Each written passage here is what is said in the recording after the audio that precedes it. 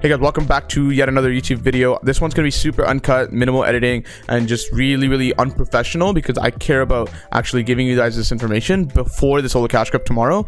So watch this whole video, take notes, and understand that, you know, taking notes is only one step of the process. There's the other half, which is actually applying it in the cash grab. It's okay to feel good about watching this video. It's okay to sort of take notes and then feel good about doing good work, and then actually applying is the most important part, because you could learn all of this and then not applying the solo cash grab, you'll do just as bad as last week. Okay, so that's the first thing. First thing we have to talk about right away is why wins are important, because Malibuca last week got first place in EU with like 220 points, huge difference between first and second, because he got 6 out of 8 wins. Okay, so why are wins important? First of all, tiebreakers. Okay, so let's say you got like 100 points, right, and there's like 10 other people in your 100-point range. The game, if you have 3 wins, the game puts you above those 9 other people or 10 other people. So that's the first thing.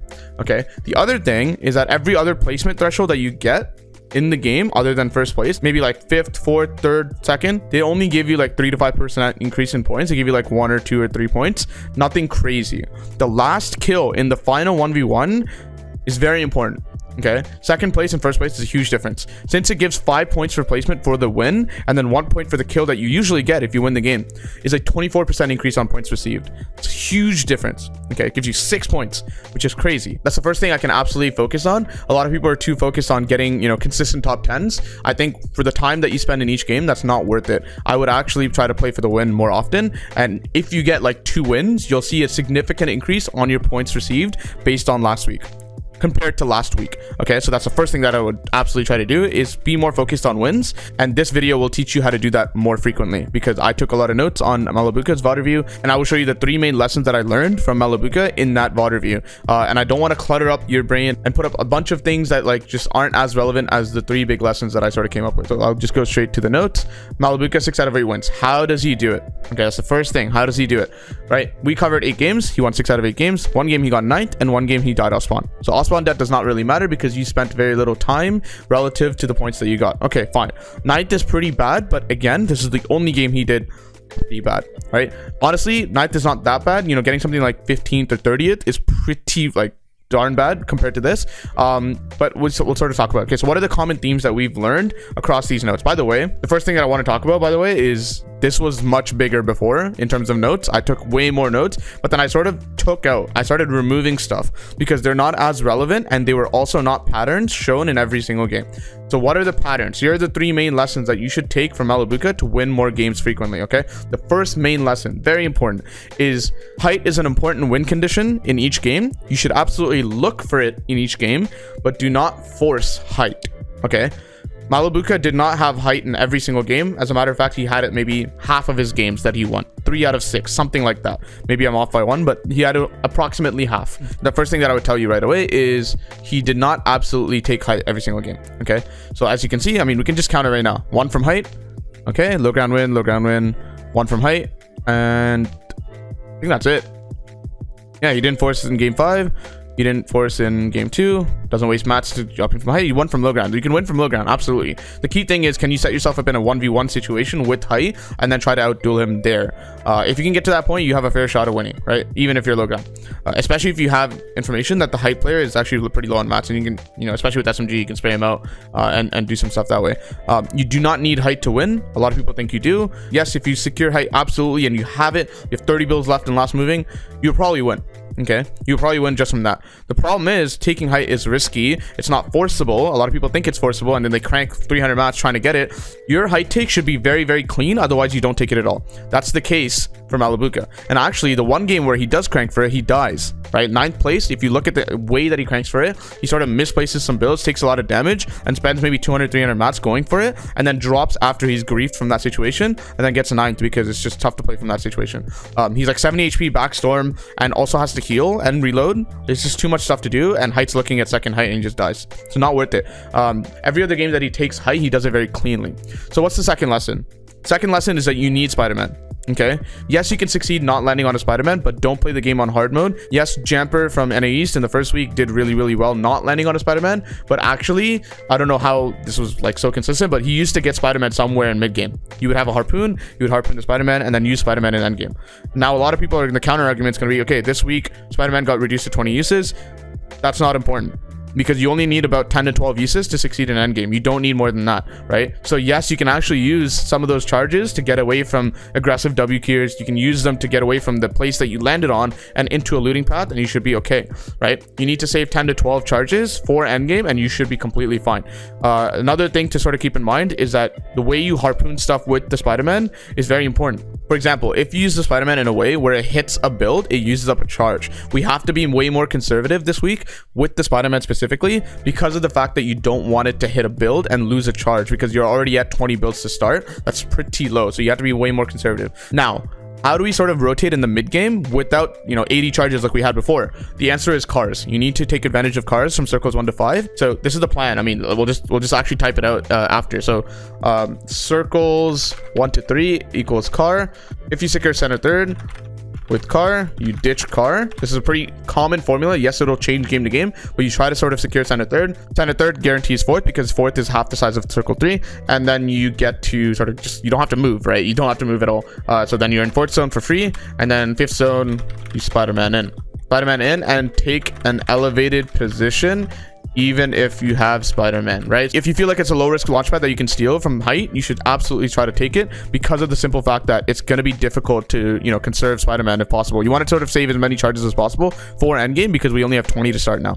Okay, so there's that fact. And then Spider-Man box, we've talked about this before in the Hydro VOD review. We use Spider-Man box, use Spider-Man box, use Spider-Man box, and then look for opportunities. This is the last lesson. Okay, so what did Malibuca do so well? That was very, very important for him, getting refreshes, because yes, even if you have Spider-Man, you need refreshes. And something to understand, if you somehow find a refresh in first, second moving, that reward from that refresh is significantly higher, because the guy you just killed didn't have to tarp that often before he died, right? Which means he's probably like 3T3 or higher mats in general. Okay, but if you get an impact in maybe like third or fourth moving, yes, it's less mats, but even, maybe like 10 builds is pretty valuable in fourth moving. Either way, you need to absolutely look for opportunities, and getting a kill in first and second moving can give you a bigger reward, because they haven't tarped or boxed that much, right? They haven't used all their mats, and most people in a high-low game is gonna be 5-5-5 to start in, third circle, and they're gonna have maybe 120, 130 builds in movings, at least the beginning of moving. So they're gonna have a lot of mats. If you get those sort of kills and then use your Spider-Man to harpoon it, you should be able to get a significant refresh. And something to understand, there's a sort of bug in the game, almost like all the pros have been using it, so it's not like a bannable bug, but if you kill someone, their Spider-Man is refreshed. It's the same way you kill someone with a shotgun, their shotgun's automatically reloaded as long as you're the person who killed them. It's very interesting, but it's just the way it is. A lot of pros know about this, and if you know about this, you can also understand that you should use your charges of your Spider-Man to grab the enemy Spider-Man that you see at a distance. Maybe they're 50 meters away, you beam them with an SMG, they die, and you get the kill.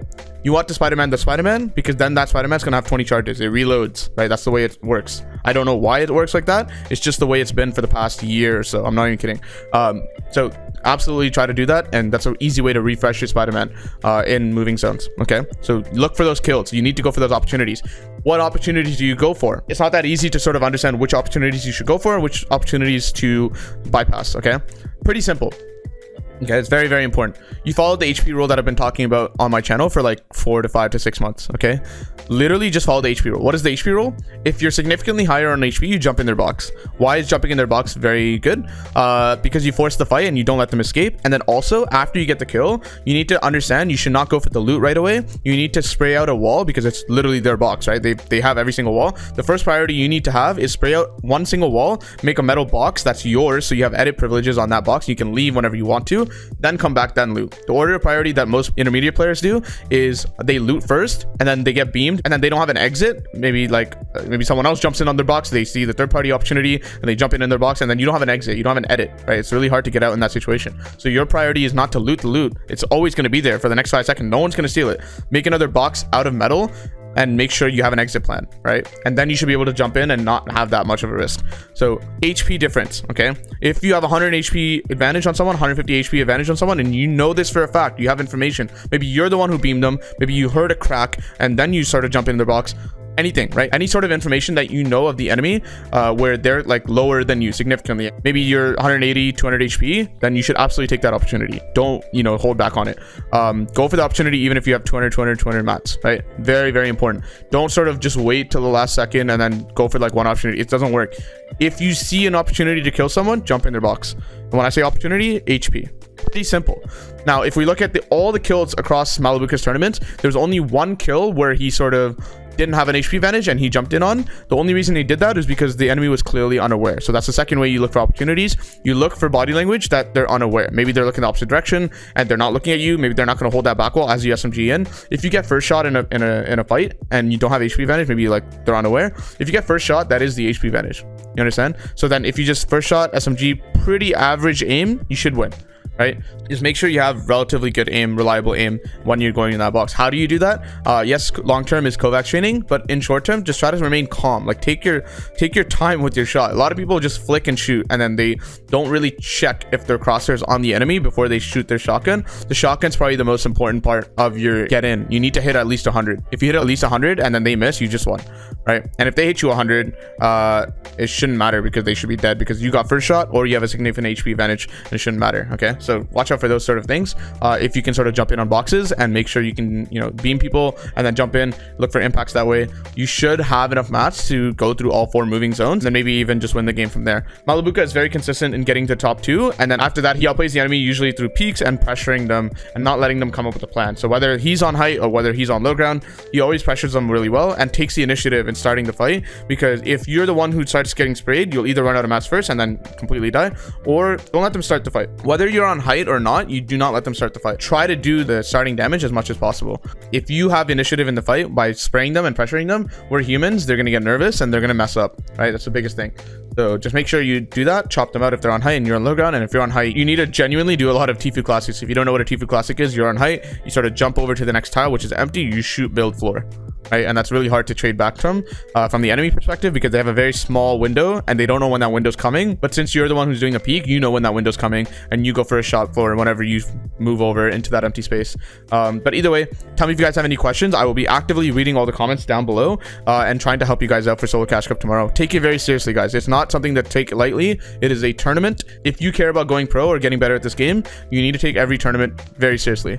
It is the best scrim practice, realistic environment for you to understand where you currently sit in the leaderboard, right? And if you do really well, you'll learn a lot about the game. And especially if you make round 2, even if you're a pro, you will learn a lot about the game. It's just better experience. It's the best scrims that you possibly have, so don't skip them. Wake up on time 2 hours early and actually play it to the best of your ability. And if you don't do that, then click off this video. It's a little bit late, but whatever. Either way, guys, if you listened this far, then I don't know why you're clicking off the video. But either way, thank you guys for listening. I will be uploading more videos soon, so look out for that. Good luck in the Cash Cup tomorrow. Peace out, and I'll catch you guys later.